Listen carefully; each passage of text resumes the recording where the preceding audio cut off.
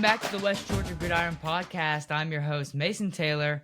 And as always, I'm joined by my father, my co-host, my producer, Mark Taylor.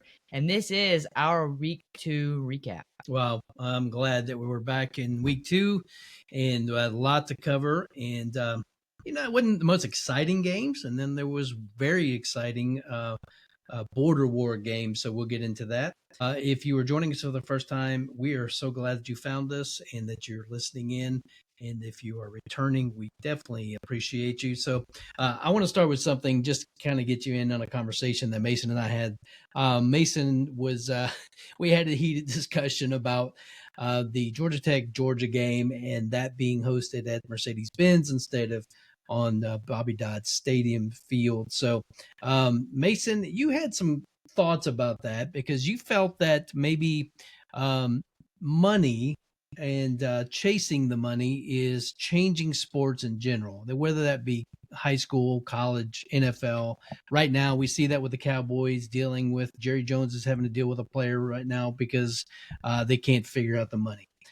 Is that because they're starting a culture in high school and then going through the ranks and NIL with college? And I mean, coaches can't even speak to the players directly hardly anymore. They're going to go through their agents.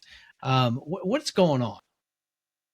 Well, it's just like what you said. I think we're creating a culture, or we're starting to create a culture in high. It starts all the way in high school where players have opportunities to make money and they start to feel more entitled going on from the time they're 16 years old till, whether they stop playing or some of them end up in the NFL, very few. But look, I don't think it's necessarily a bad thing all the time. I don't think NIL is necessarily a completely bad thing. I don't think that the transfer portal is a completely bad thing, but I think you got to somewhat regulate it. I don't think it's got to be just this free for all. I think they got to find a way to have it work efficiently. And if it doesn't work efficiently, you got to get rid of it. But, if I was a player, I would want some of those things to be allowed. If I'm out of school and I don't think I'm as successful at that school and I want some more exposure at another school, I should be able to transfer. Now, obviously, you got to do it within the rules, but if you do it within the rules, I don't see why you can't do that. And I understand, obviously, with NIL, you want to be able to make money and have endorsements and build a brand for yourself as early as you can. But at the same time, there's a lot of people who are starting to just play for the money, and it's not because of their love of the game. And there's a lot of people who are starting to create these super teams because they're just getting all these transfers in from here, there, and everywhere. But look, I mean, obviously there's nothing we can do about it. Obviously that was up to the Georgia legislature about the NIL deal for high school sports in Georgia. Obviously the GHSA has to do with the transfer rules. But talking about Georgia Tech, I do think it is kind of a shame that they get to play at in Athens when it's their turn, but then when it's our turn, now we're having to play it in Mercedes-Benz. And I know some of y'all will say, oh, it's not that big of a difference, they're right down the street. But I think it's just more of a traditional thing. Like it's just every time we play it at Georgia Tech, it's at Georgia Tech, it's at Bobby Dodd. So you're not worried about that. It's not a home field advantage for Yellow Jackets. It's tradition, and we wanted to be able to host it. And just the environment in general so they can live out their traditions. And I like that opening that they actually do with the band and of course the old car comes out, all that good stuff. But it's a fun place to go and watch a game. But I agree with you. I see that they're trying to provide a bigger venue for fans to be able to get into, but you're right. It's probably about the money. But with that said, NIL, I think we mentioned him on the first episode that we had the kickoff episode for the season, but my cousin Will Campbell and your cousin that played at LSU and was the highest recruit out of state of Louisiana as a senior, and then now fourth overall to the Patriots, and so it'd be exciting to watch him this season. So if you're not a Patriots fan, I get it. But he had some maturity about the NIL. He didn't spend that money. Matter of fact, he rejected the NIL for quite a while. Even when he got to LSU as a freshman, he wanted to go out there and prove himself. Now, that's not always what we find, even in high school. And we've got standout players that are nationally ranked, 3-star, 4-star, 5-star. And when you're graduating and you're a millionaire, that is just I mean, obviously I didn't grow up with that, but I'm glad for them. But they're generating a lot of revenue, people to come and watch them. They're putting up records. Maybe not won the big one like they wanted to for the state championships, those kind of things. But I'm thinking about Bryce Underwood. Turned down going to LSU, for number one quarterback in the nation, number recruit, and going to $2.5 million at LSU, and then turns it down supposedly for $10 or $12 million and stay in his home state of Michigan. Whew, that's a lot of money. But are we creating then? Again, this culture of, is it really about the appreciation of the game or what the money's going to give them, or maybe maybe it is both. It can be both, and I hope it is. But that also, in the state of Georgia, we've got new transfer rules, and we know the portal can be good in college, but for high school, and is that really should that be two different things? High school students transferring as much as they have, but now they're cracking down on that for sure. Well, I think there's a lot of, especially this older generation, the baby boomers and even some of the Gen X people.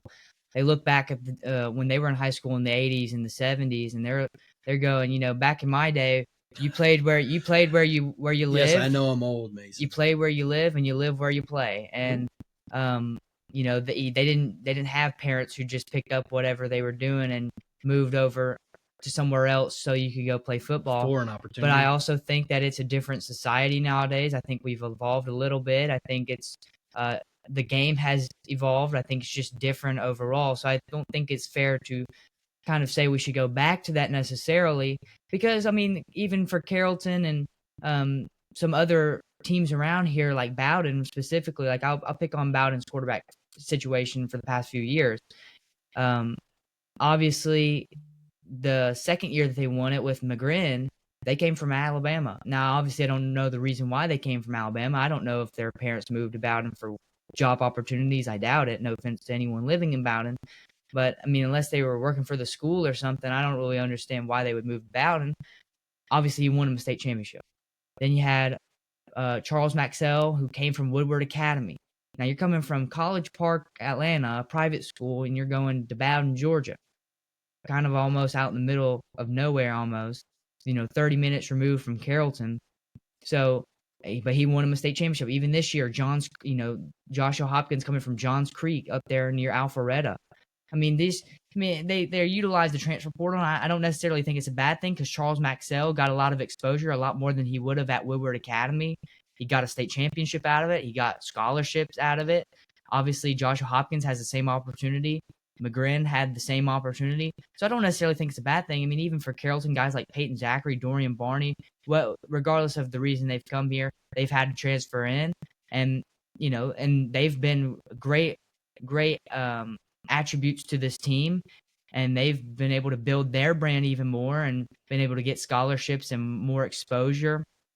But I don't necessarily think it's appropriate all the time when you have, like a team like Buford, which I think they've always done it, to be honest with you. But I also think they have help with where they're located. But you got a team like Douglas County of Metro Atlanta that you're just getting all these players from. They like to steal a lot from Carrollton as well. They like to get Jordan Carter, their 4-star senior defensive lineman. He started out his high school career at Carrollton. I don't know. I'm not. It's not to say that he left to go to Douglas County to play for them when he did that, because I don't really know the reason that he did, but he came from Carrollton. Z McClendon, he's a sophomore, played on that 8th grade team for Carrollton a couple years ago. He came from Carrollton. So, nothing I can do about it. I don't necessarily think it's right in all cases, but, it can definitely help a team. It's one of those emotional, heated conversations sometimes, and right.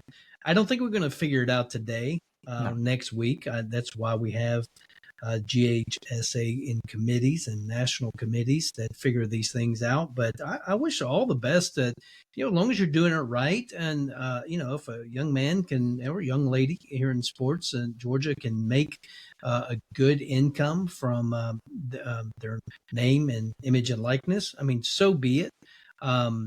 Just don't let it change who you are.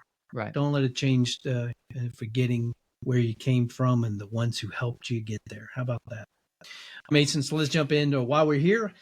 Those that are listening in are probably going, man, how long are they going to go on about this stuff? Let's get on to some West Georgia football. And I agree. That's why we're here. So week 2, let's get into all 9 games. We're going to do it backwards today. I hope they didn't throw you off, but we're going to start with Villa Rica this week, taking on Northgate. Yeah, the Villarica Wildcats, they started off the year 0-2 after a 12-9 loss at home. I believe they scored with 4 minutes on the clock to go down 3, but they went down 3 in the end. Same margin of loss or victory, however you want to put it, that I predicted. I had them losing 24-21 to Northgate. Obviously, it was a lot closer of a game defensively for both of these teams than expected, or maybe offensively they just weren't, doing as well. But, definitely I thought they would put up more points. They didn't, but it was definitely one of those games where it was, even though there was low scoring, it was a good game. Obviously, I think other than the Central game, it was probably the most competitive game of the week. Obviously, Villarica, you don't want to start off 0-2. It's the first time they've started off 0-2 in a couple years. Actually, since Coach Tim Barron was their head coach a couple years ago. Now his son is obviously the head coach. But they get a bye week this week, so that'll help them out, kind of figure out some things. But I'm glad that they're 0-2 with 2 losses that were under 15 points. Like, they were close losses. They weren't just blown out losses. So against a very good Troup County team, and now against a Northgate team who upset Stars Mill week 1, and they're kind of showing that they're kind of there. But Villarica, I'm not necessarily proud of them because you want to win, but I'm not necessarily disappointed in them at all heading into week 3. Yeah. And then Clarkston Temple, lopsided game. Thought it may actually be this way for Clarkston, and I'm really glad for the Temple Tigers. I really want to see them really do well this week. And coming up as well, we can take on game 3, and hopefully there'll be a W in that column again. But break down this one. What happened? Just pure domination, to be honest with you. I mean, 63-6, that says it all right there. I had them winning 56-14. So honestly, after that week 1, I didn't know how Temple's defense was going to do, because this should have been like around the score against McNair. It shouldn't have been 60-40. Shouldn't have gave up 40 points. So after week 1, I didn't know how their defense was going to do. I knew they weren't going to give up more than 2 touchdowns to Clarkston, because Clarkston's awful. But I had them 56-14. Obviously, they did better defensively than I expected, and they did better offensively. So they just did better in each phase of the game than I expected, and they head into week 3 2-0. Yeah, and then we've got Ranburne Bulldogs and then Mount Zion. I did not expect a blowout. This was one of our border wars, by the way, that we featured. Right, I didn't expect a blowout either. I had Mount Zion winning 34-7. Look, last year Mount Zion went on the road, and it was actually a pretty contested game, competitive game between the two teams. Obviously, that score right there, 49 in that big fat donut that Mount Zion gave them, 49-0. So Mount Zion honestly did better offensively. They shut them out. So I don't know if Ranburn's just that bad or if Mount Zion's just that good, but it seems that Mount Zion's just that good after 2 not close wins as they head into week 3 2-0. Keep that going. All right, and then their South Atlanta comes over to play Heard County, and you are definitely high on Heard County. Now, I saw one of the teachers for the high school the other day in the community, and we were talking about this. And so what do you think? Was this right on based on your prediction? Well, I had them winning 21-17. And well, let me put an asterisk there. Again, was it "Oh ye of little faith," Mason? No. What happened here? No, okay. Don't be so silly. Against Central Spalding was kind of the same case, where it was either going to be a blowout or it was going to be close, and I just picked the close one. You didn't qualify this one during that prediction, right? Correct. Just for the fun of it. This one was another case of that. I knew Heard County was either going to blow them out or it was going to be a close game. And South Atlanta honestly did a lot worse than I thought they would. I mean, South Atlanta, in my opinion, is really not that bad. I think Heard County is just that good, and they proved it 55-6. Obviously, 21-17, not even close to the score. But I'm glad that wasn't the score. I'm glad Heard County blew them out. But Heard County, I mean, again, I'm pretty high on them, and they're showing why. But now they head into week 3, where they have you could say, a border war matchup against a team from North Carolina. I believe the Murphy Bulldogs, Murphy High School from Murphy up there in the Appalachian Mountains. But heading into week 3 2-0, 2 dominant wins, one against Clarkston, one against South Atlanta for the Heard County Braves. A great stadium. So then that brings us to Pike County and Haralson County. Yeah, Haralson County's started off better than anyone could have thought. I think they started off the best way they could have. Week 1, 48-14. Now 28 and the big fat goose egg there, 28-0 against Pike County. It was their home opener. Now Haralson County offensively did just about what I thought. I had them winning 28-14, so their defense actually clamped up and did better than I thought.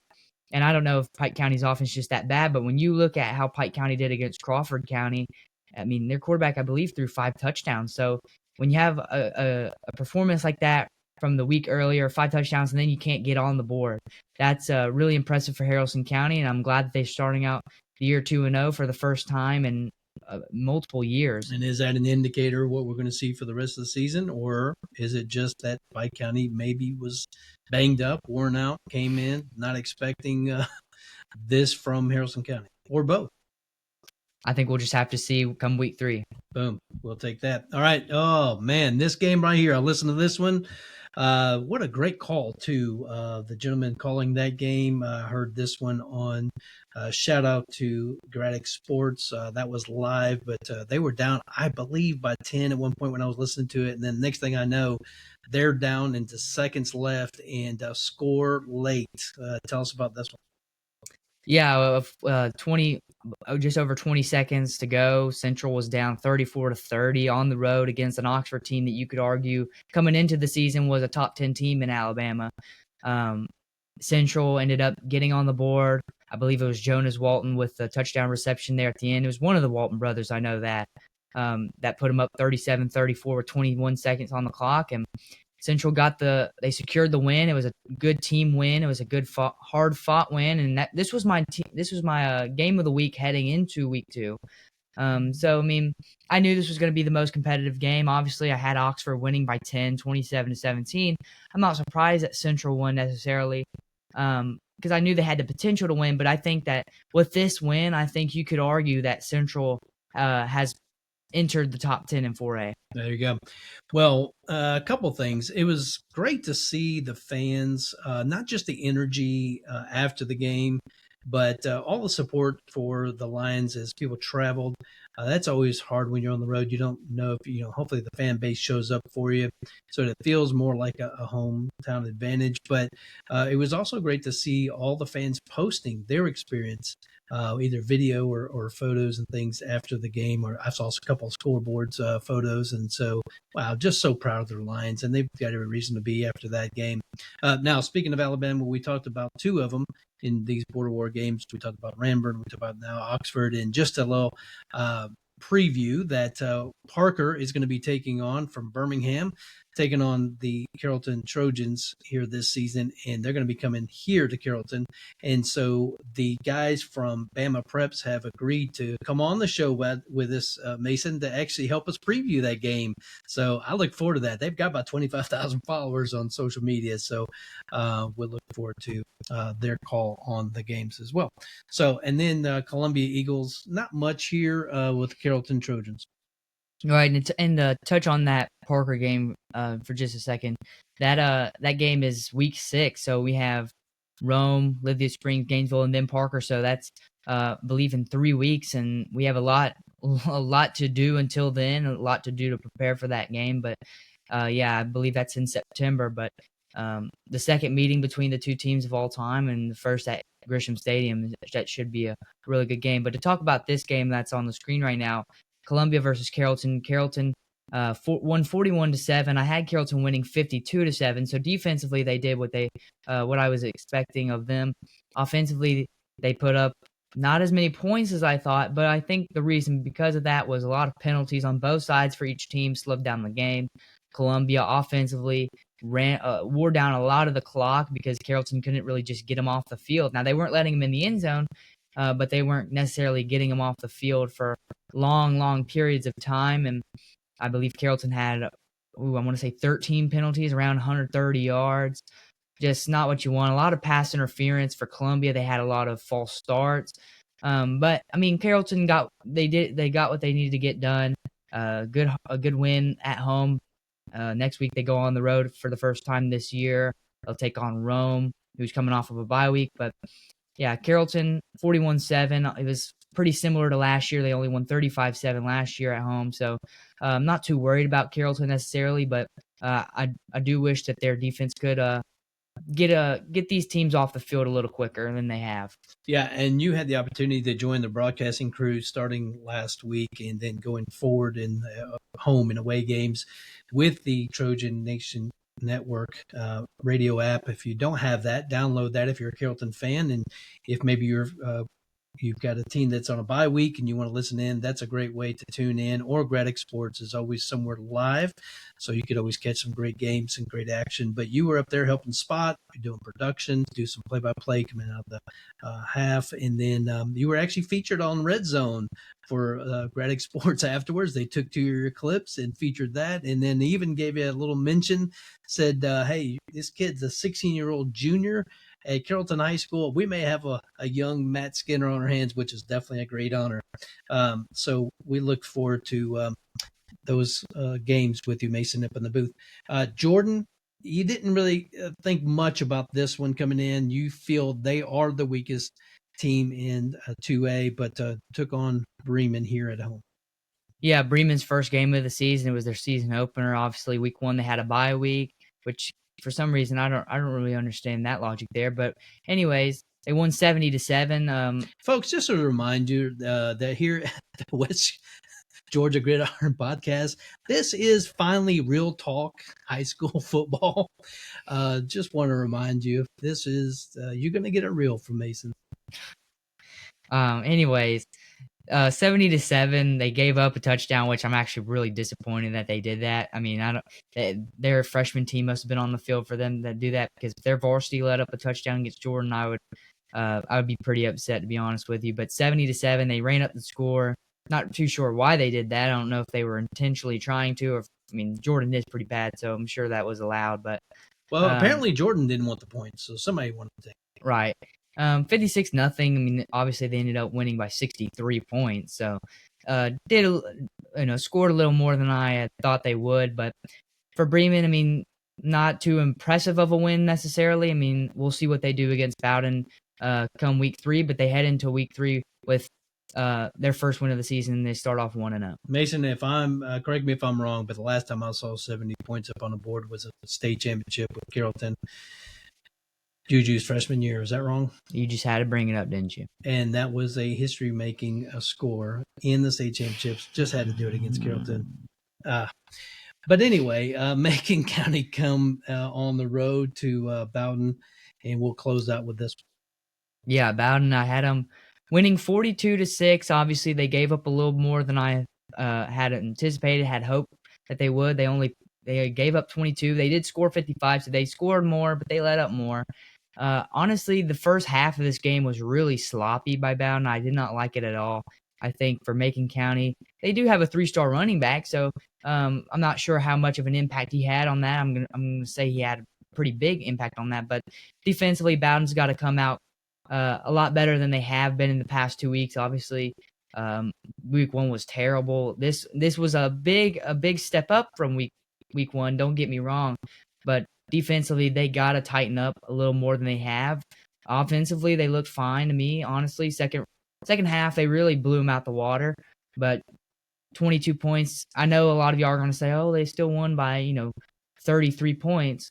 And I had them winning by 36. But, I still don't know why they had to give up 3 touchdowns. I just don't understand that. But next week's going to be a good one. They have Bremen at home. Yes, sir. We'll see how good Bremen really is. We'll see how good Bowdon is. We've kind of seen 2 sides of the story for Bowdon so far this season, a loss and a win. So we'll see what they do week 3. But, Bowdon 55-22. They start off 1-1 for, I believe, the 2nd straight season, maybe even 3rd straight. Yeah, I think this one's not going to disappoint.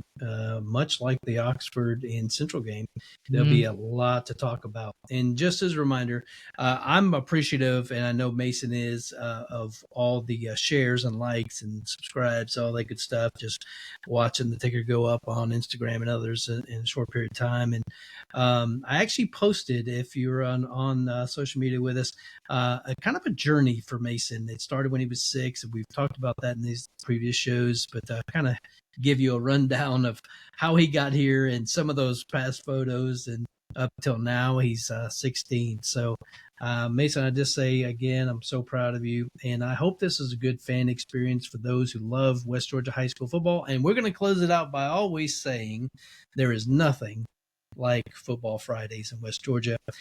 Tune in for Thursday's preview for this coming week. And with that, we'll see you next time.